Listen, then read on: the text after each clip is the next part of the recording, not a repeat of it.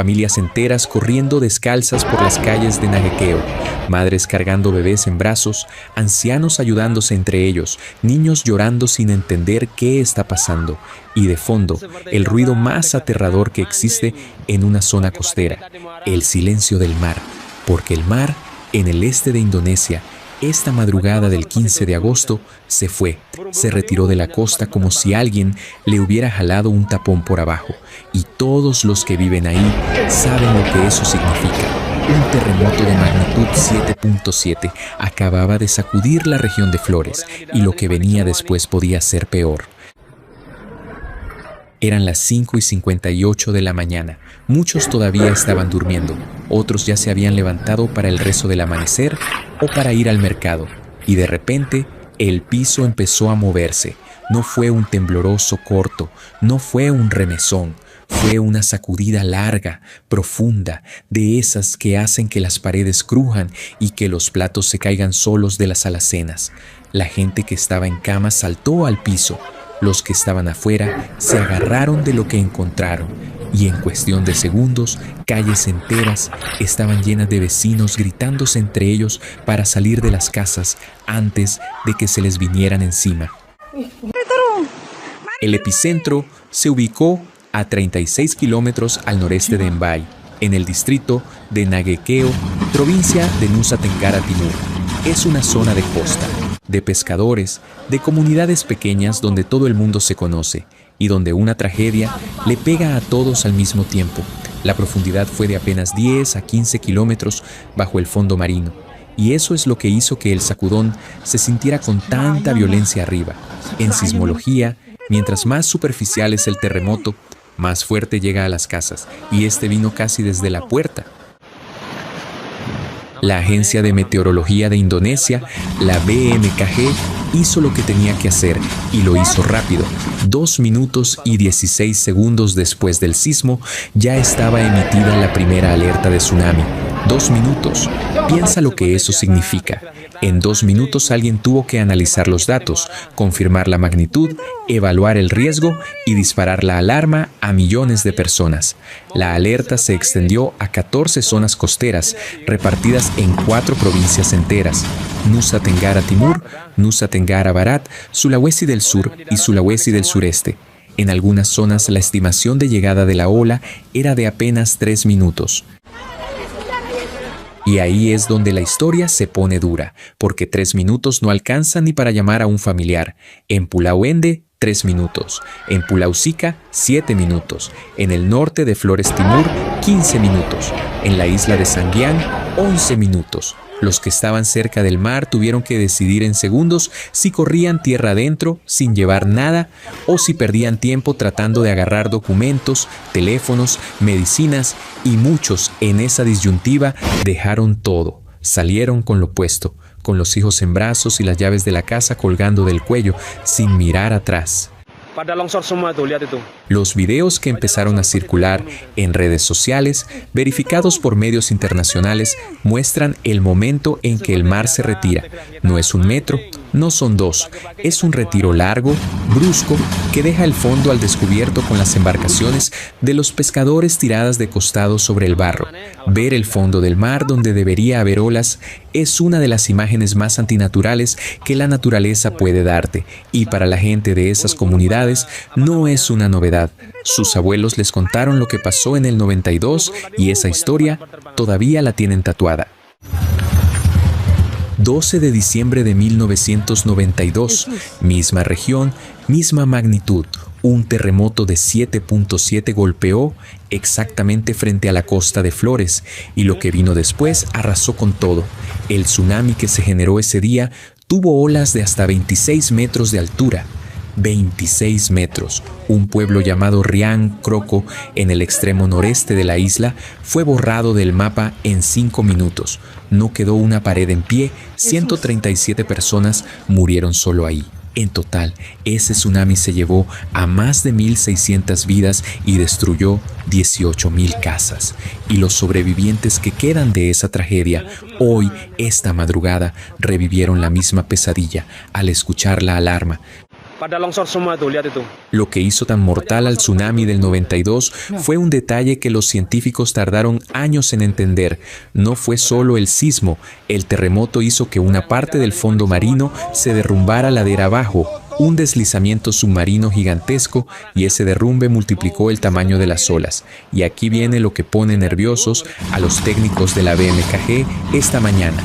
El mecanismo que causó el sismo de hoy es prácticamente idéntico al de aquella tragedia. La misma falla, el llamado retroempuje de Flores, la misma profundidad, la misma magnitud, todo apunta a que la corteza terrestre en esa zona está repitiendo el mismo movimiento que hizo hace 34 años.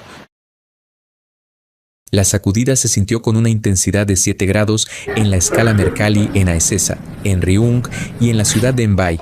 7 significa que las personas no pueden mantenerse de pie, que los objetos se caen de las mesas y que hasta las construcciones bien hechas se agrietan.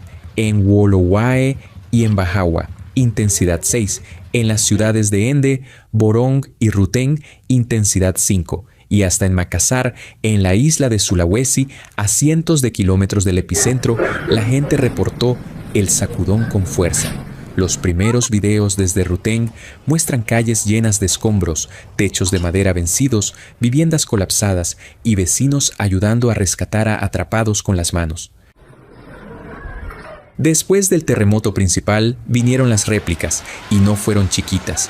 15 minutos después del primer sismo, otro remesón de magnitud 6.3 sacudió la misma zona. Después la reclasificaron a 5.5, pero el susto ya estaba, y en las primeras horas se reportaron al menos 5 réplicas más de alta intensidad. Cada réplica es un nuevo golpe a viviendas que ya quedaron dañadas. Cada réplica manda a la gente otra vez a la calle, aunque ya lleven horas afuera. Y cada réplica extiende el trauma, porque cuando la tierra no para de moverse, el cuerpo no puede descansar. Las autoridades locales pidieron a la población que no regresara a sus viviendas hasta que técnicos evaluaran las estructuras. Refugios temporales fueron improvisados en escuelas, iglesias y campos abiertos. Familias enteras pasaron la mañana bajo el sol, sin agua, sin comida, sin saber si su casa seguía en pie o si sus vecinos habían sobrevivido. En zonas rurales de acceso difícil, la ayuda tarda. Y cuando llegan las cámaras a los pueblos más aislados, es cuando aparecen los rostros más golpeados. La abuela que se salvó porque el nieto la cargó, el pescador que perdió su bote, la familia entera que estaba durmiendo en el mismo cuarto y todos salieron juntos porque uno se despertó a tiempo. Y mientras Indonesia atraviesa esta madrugada de miedo del otro lado del mundo, en América Latina, otra tragedia sísmica todavía está fresca. Apenas hace 5 días, el 10 de agosto, Colombia fue sacudida por un terremoto de magnitud 7.4 con epicentro, en San José del Palmar, en el Chocó. Y el balance más reciente ya supera los 280 muertos, con casi 4.000 heridos y cientos de desaparecidos. Ciudades como Quibdó, Pereira, Cali y municipios enteros del Valle del Cauca quedaron con edificios colapsados. El presidente colombiano declaró desastre nacional y todavía siguen sacando cuerpos de los escombros. 2 terremotos gigantes en 2 continentes distintos, con 5 días de diferencia, de magnitudes casi idénticas, y no son los únicos. En las últimas semanas se han registrado sismos fuertes en Japón, en las Filipinas, en El Salvador, en Alaska, en Turquía, en el sur de Sumatra. Solo en las últimas 24 horas, alrededor del sismo de Indonesia, el Servicio Geológico de Estados Unidos registró más de 600 sismos en el mundo, la mayoría chiquitos, pero el nivel global de actividad sísmica está clasificado como moderado a alto. Y ahí es donde los expertos, en voz baja, empiezan a decir lo que muchos ya sentíamos. La corteza terrestre está en una fase de liberación fuerte de energía. Y esto le habla directo a Latinoamérica, porque el mismo cinturón de fuego del Pacífico que acaba de despertar en Indonesia es el mismo que rodea toda la costa oeste de nuestro continente: Chile, Perú, Ecuador, Colombia, Panamá, Costa Rica, Nicaragua, El Salvador, Guatemala, México. Toda esa franja gigante. está montada sobre las mismas placas tectónicas que se están moviendo hoy en el otro lado del planeta. Los sismólogos peruanos llevan años advirtiendo sobre el silencio sísmico frente a Lima, una zona donde no ha habido un gran terremoto desde el 1846 y donde la energía acumulada podría liberarse en cualquier momento. En el norte de Chile, la deuda sísmica también preocupa. En la costa de Guerrero, en México, lo mismo.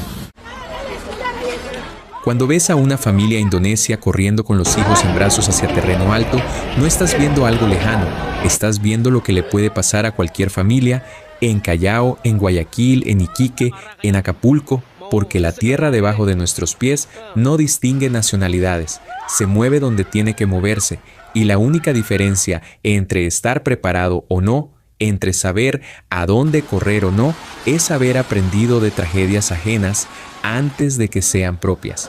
Por eso ver estos videos duele, porque nos recuerda que somos parte del mismo planeta que hoy está temblando. Hasta el momento, no hay una cifra oficial confirmada de víctimas fatales en Indonesia. Las autoridades siguen recibiendo reportes desde comunidades rurales, desde islas pequeñas, desde zonas donde las comunicaciones se cayeron. En este tipo de eventos, el conteo real puede tardar días.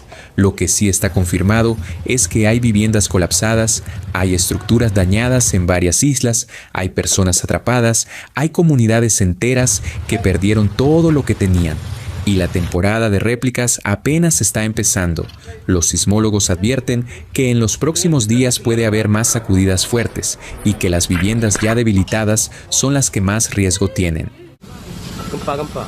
Y hay algo que la gente en esas comunidades está haciendo esta mañana, sin cámaras, sin reflectores, y que vale la pena decirlo.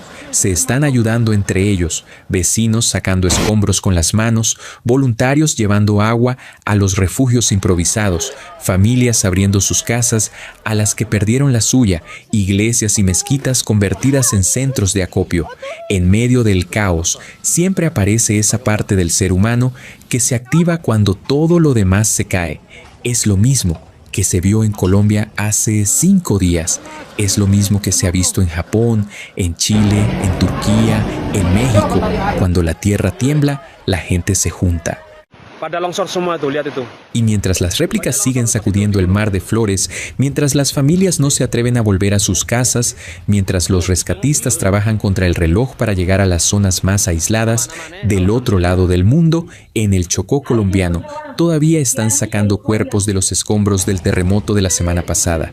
2 puntos calientes del planeta, activos al mismo tiempo, en la misma banda de fuego, con apenas 5 días de diferencia. Y el mar de flores, esta madrugada, volvió a retirarse de la costa como lo hizo hace 34 años, como si la Tierra estuviera repasando la misma lección, para ver si esta vez sí la aprendemos. El terremoto de magnitud 7.7 se registró a las 5:58 de la mañana hora local en el este de Indonesia, epicentro en el mar de Flores, a 36 kilómetros al noreste de Mbai, en Najekeo, profundidad de 10 a 15 kilómetros. La alerta de tsunami cubrió 14 zonas en 4 provincias, con estimaciones de llegada de olas entre 3 minutos y 1 hora, réplicas de magnitud 6.3 y varias más de alta intensidad en las primeras horas. Videos muestran el retiro del mar, casas colapsadas en Ruteng, sacudidas fuertes en Makassar. La misma zona ya había sido golpeada en 1992 por un sismo idéntico que dejó un tsunami de 26 metros y más de 1.600 muertos. Y esto ocurre apenas 5 días después del terremoto de magnitud 7.4 en el Chocó, Colombia, que ya suma más de 280 muertos, casi 4.000 heridos y cientos de desaparecidos.